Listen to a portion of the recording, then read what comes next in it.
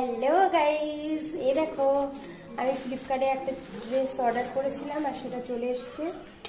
তোমাদের সামনে এটা ওপেন করব। জানি না কেমন হবে, কি আছে এর মধ্যে আমি নিজেও জানি না, তাই আমি তোমাদের সামনে এটা খুলছি।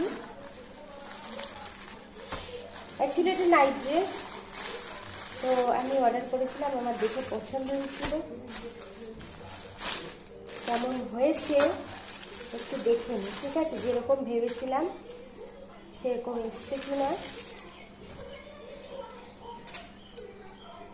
তো এই দেখো,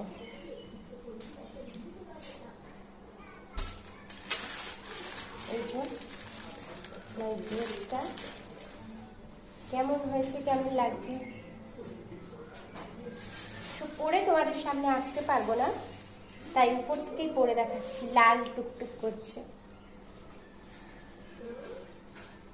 আমার তো ভীষণই পছন্দ হয়েছে।